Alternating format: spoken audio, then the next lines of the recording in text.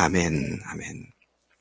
어제 말씀에서 하나님은 이방인이었던 모압의 죄악, 곧 그들이 자신과 자신들의 업적과 보물을 믿고 또 그것을 우상으로 섬기는 죄악들에 대하여 징계하신다고 말씀하셨습니다.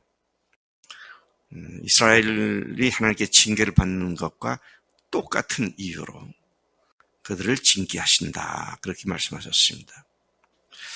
이 말씀을 이렇게 묵상하면서 제가 그런 생각이 들더라고요.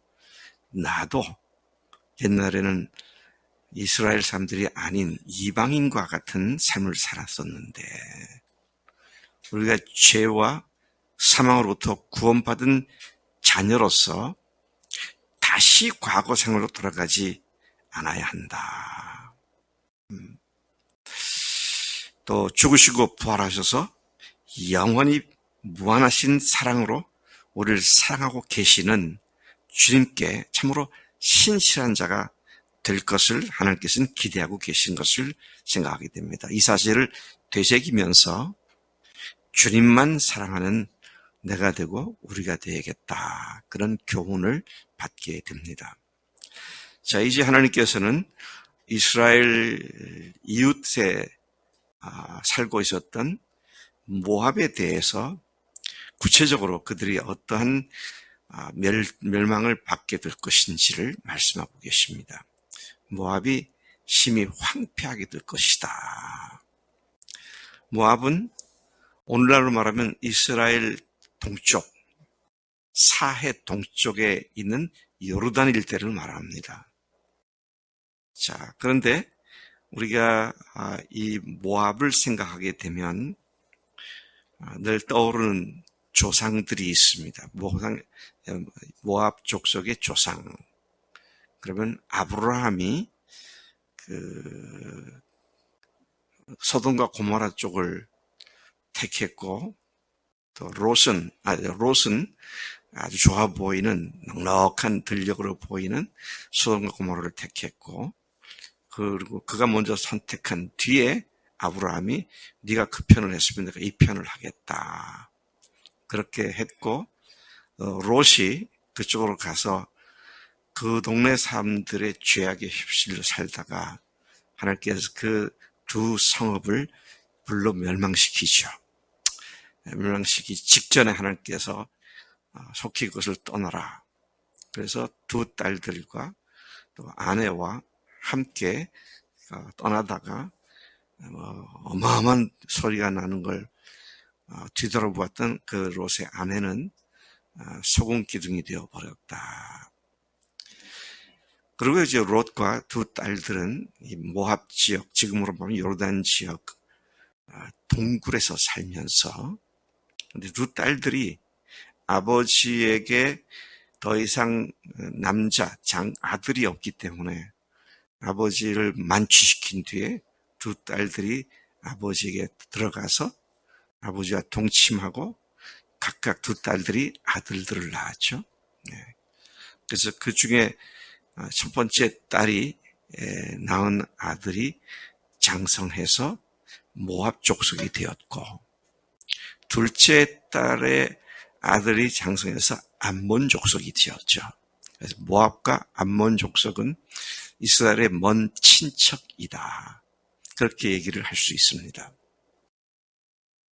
근데 이 나라가 오늘 말씀 보면 한 번도 외국의 포로로 잡혀간 일이나 아주 극심한 공난을 당한 일이 없었다. 마치 술 담그는 사람이 독이나 또는 그릇에 딱 술을 담그고 덮어두어서 술이 농익을 때까지 절대로 그 뚜껑을 열거나 또 그 단지나 병을 움직이지 않고 가만 놔두어서 술이 잘 익도록 그렇게 한 것처럼 이 나라가, 모압이 외국으로부터 한 번 더 건드려져 가지고 그 평안을 잃어본 적이 없었다.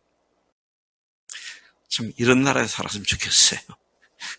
저는 태어날 때부터 그냥 그 지리산 공비 이야기 듣기 시작하면서 지금도 북한의 핵무기 때문에 늘 눌리며 사는 이런 상황인데 누구도 안 건드리는, 물론 중간중간에 약간의 전쟁은 있었습니다만은 이 모압은 하나님의 표현대로 말하면 술을 담궈놓고 가만 놔두어서 잘 익어가고 있는 술과 같은 그런 나라였는데 이제는 내가 가만두지 않겠다.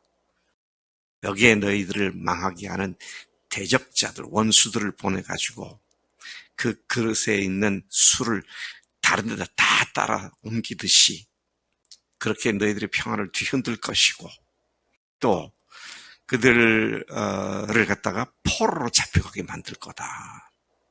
다시 말하면 그 나라를 멸망시키겠다. 그런 말씀을 하신 것이죠. 근데 그 이유를 분명하게 말씀하시는데 13절이 그 이유입니다. 이스라엘 집이 베델을 의뢰함으로 수치를 당한 것 같이 모압이 그모스로 말미암아 수치를 당하게 된다. 분명하게 밝히셨습니다. 남북 분열 왕국 시대에 북이스라엘 왕국의 여로보암 왕은 베델에다가 금송아지를 만들어 안치하고 백성들로 하여금 그것을 음란하게 섬기도록 했는데 결국 북이스라엘은 그렇게 베델에서의 우상 숭배로 멸망당한 수치를 겪었던 것이죠. 여기서 베델이라고 하는 것은 늘 이스라엘 백성들이 둘로 나뉘어졌잖아요. 북이스라엘, 남왕국 유다. 근데 북이스라엘은 하나님의 성막을 처음에 갖고 들어와서 세웠던 것이 실로였고요. 그 다음으로 옮긴 것이 바로 베델이었고, 베델에서부터 금송아지를 만들어서 우상을 섬기기 시작을 했다. 그 다음에 나중에 세겜으로 또 옮기게 되죠. 그래서 이스라엘의 종교, 정치, 경제 중심지가 바로 여기 베델이 그것 중에 아주 강력한 도시 중에 하나였는데 거기에서 너희들이 하나님을 의지하지 않고 우상을 숭배한 그 결과 북이스라엘을 멸망시켰는데 마찬가지로 모압이 그모스 신을 섬기는 것 때문에 내가 이 모압을 멸망시킬 것이다. 그런 말씀을 하고 계신 것이죠. 특별히 모압 족속들이 섬겼던 우상, 잡신, 그모스. 이 그모스 신은 유아 인신 제사로 악명이 높은 곳이죠. 어린 아이들을 몰록 또는 몰렉이라고 하는 신상 앞에다가 어린아이를 바치고 거기서 불태워 제사를 드리는 그런 잔인한 그런 종교였고 그런 신이었다는 것이죠. 그래서 모압 사람을 당시 사람들은 그모스의 사람들 그렇게 불렀고요.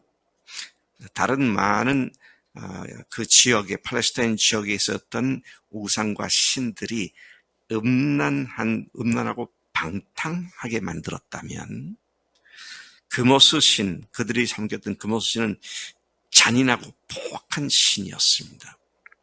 그래서 그모스라는 뜻 자체가 파괴자로 알려져 있기도 합니다. 14절에 가서 보면 모압 사람들은 스스로를 우리는 용사여 능란한 전사다. 능수능란한 싸움꾼이다. 전사다. 그렇게 했지만 15절에 보니까 만군의 여호와라 일컫는 왕께서 말씀하십니다. 뭐라고 하십니까? 모압이 황폐하였도다.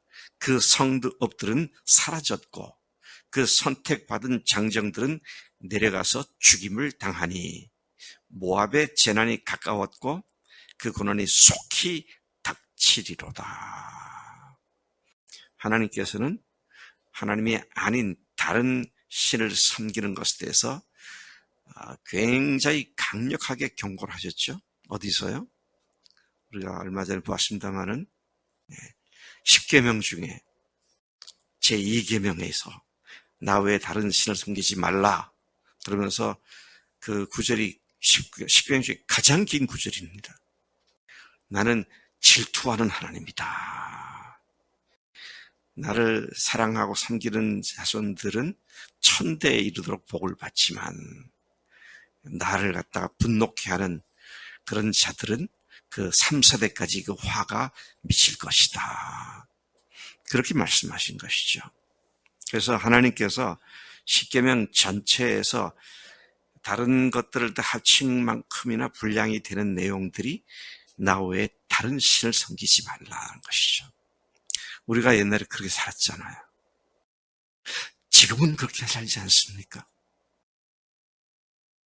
예수님을 주인으로 모신 우리가 지금은 내 삶의 목적이 오로지 주님이고 내 삶의 가장 소중한 것이 오로지 주님이고 내 시간, 내 돈, 내 재산, 내 건강 이 모든 것이 정말 주님의 것으로 드려진 그런 삶을 사는가? 아니면 내 유익, 내 편함, 내 성공, 내 체면 이런 것들이 우상이 되고 있지는 않은가? 그래서 우상이 뭡니까? 하나님의 아닌 것을 하나님의 자리에 놓고 사는 것이 우상이죠. 자, 그런 의미에서 하나님은 우리의 어떤 외모보다는 중심을 바라보시죠. 어떻게 진심으로 주님을 사랑하고 섬기는 그 순전한 사랑이 어그러지지 않고 주님께로 계속 향하고 있는가? 여러분, 예수님을 믿고 구원받는 것은 순간적이잖아요.